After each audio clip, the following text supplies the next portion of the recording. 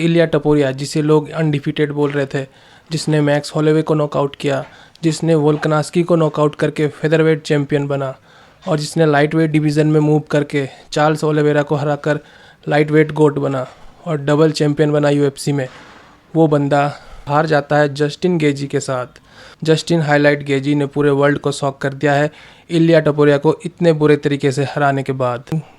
तो इस वीडियो में हम ये देखेंगे कि जस्टिन गेजी ने ऐसा क्या किया जिससे इलिया टपोरिया अनडिफीटेड नहीं रहा। तो फाइट स्टार्ट होने से पहले इन दोनों के बीच काफ़ी कंट्रोवर्सीज चलती है, जिसमें इलिया टपोरिया काफ़ी ज़्यादा कमिटमेंट करते हैं जस्टिन गेजी को राउंड 1 में नॉकआउट करने का, और वो इस चीज़ को लेकर इतना ज़्यादा कॉन्फिडेंट रहते हैं कि उसने अपना बायो तक अपडेट कर दिया होता है 18-0। और फाइट से पहले सबका मानना था कि जस्टिन गेजी टपोरिया के अगेंस्ट एक राउंड भी सर्वाइव नहीं कर सकते, but Justin the highlight Gaethje ने पूरे वर्ल्ड को शॉक करके रख दिया। तो इलिया टपोरिया अपने अनडिफीटेड रिकॉर्ड के साथ काफ़ी ज़्यादा कॉन्फिडेंट थे कि वो जस्टिन गेजी को नॉकआउट कर देंगे राउंड 1 में।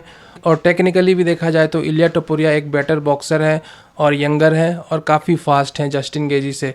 जस्टिन गेजी एक एक्सपीरियंस बंदा है, but he is 37 year old. और इस फाइट में एक ऑडियो क्लिप काफ़ी ज़्यादा वायरल हो रही है, जिसमें इलिया टपोरिया कह रहे हैं नो मैस।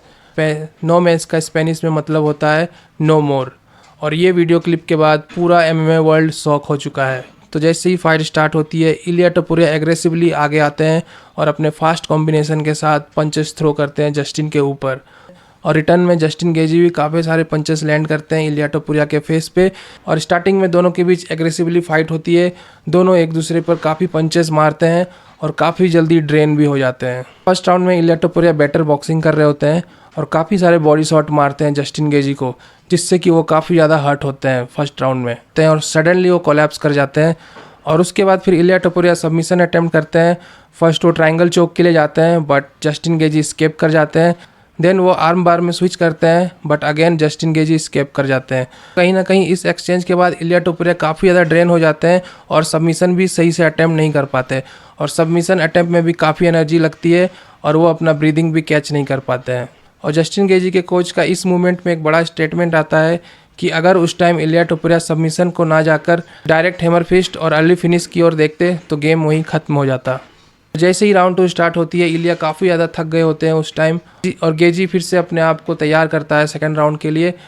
और सेकंड राउंड में गेजी एक काउंटर पंच कनेक्ट करता है डायरेक्ट इलिया के जैब पर, जिससे कि इलिया टपोरिया काफ़ी ज़्यादा हर्ट होते हैं और अचानक से कोलैप्स कर जाते हैं। और इलिया इस पंच के बाद काफ़ी ज़्यादा हर्ट हो जाते हैं और उनका आइज़ बिल्कुल ही बंद हो जाता है और उनके आइज़ से ब्लीडिंग स्टार्ट हो जाती है। इलिया टपोरिया का कहना है कि फर्स्ट राउंड में उनकी राइट आई की विजिबिलिटी चली गई थी और सेकंड राउंड में उनकी लेफ्ट आई की विजिबिलिटी चली गई थी। तो वो बंदा बिना विजिबिलिटी के फाइट कर रहा था इस पूरे मैच में। और इसके बाद जस्टिन गेजी काफ़ी एक्यूरेसी के साथ और काफ़ी पावर के साथ शॉट्स लैंड करते हैं इलिया टपोरिया के फेस पे, और इलिया टपोरिया इस राउंड में काफ़ी ज़्यादा डैमेज खा जाते हैं। और इस राउंड के बाद डॉक्टर इस फाइट को स्टॉप करना चाहते हैं, but Iliya Topuria wants to fight, तो वो फाइट जारी रखने के लिए बोलते हैं। फोर्थ राउंड फिर स्टार्ट होता है, फोर्थ राउंड और फाइनल राउंड फिर स्टार्ट होता है फोर्थ राउंड। इस राउंड में इलिया टपोरिया का फेस बिल्कुल ही मैस हो गया था और उसे कुछ दिखाई भी नहीं दे रहा था, उनकी विजिबिलिटी काफ़ी ज़्यादा कम हो गई थी।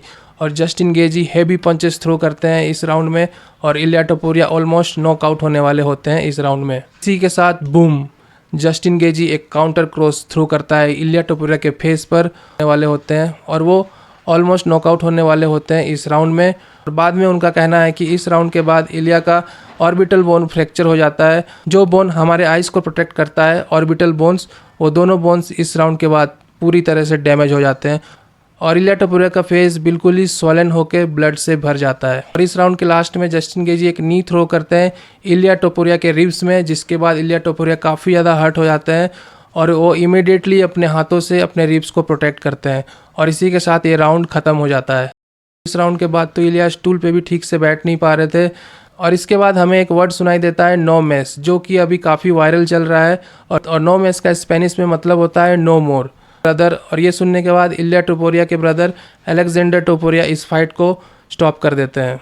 जैसे ही फाइट स्टॉप होती है, इमीडिएटली इलिया टपोरिया को हॉस्पिटलाइज्ड कर दिया जाता है। तो इस पूरे फाइट में कहीं ना कहीं इलिया टपोरिया काफ़ी ज़्यादा कॉन्फिडेंट थे और उन्होंने बहुत सारे कमिटमेंट कर दिए थे, जिस वजह से वो इस फाइट को हारे हैं। इलिया टपोरिया इस तरीके से फाइट नहीं करता, वो काफ़ी काम होकर फाइट करता है और इस फाइट में वो कहीं ना कहीं राउंड 1 में ही जस्टिन गेजी को नॉकआउट करना चाहते थे, जिस वजह से वो अपने सिर्फ बॉक्सिंग पे ही फोकस कर रहे थे। वरना उनका ग्राउंड गेम भी काफ़ी अच्छा है, उनका लेग किक्स भी काफ़ी अच्छा है, उनके काउंटर पंचेस भी काफ़ी अच्छे हैं। कहीं ना कहीं ये रीज़न हो सकता है इलिया टपोरिया के हार का। आप लोगों को इस फाइट के बारे में क्या लगता है, आप लोग कमेंट सेक्शन में बताना। और अगर आपको ये वीडियो पसंद आया है तो वीडियो को लाइक और चैनल को सब्सक्राइब जरूर कर देना। इस तरीके के मैं और भी कंटेंट लेके आने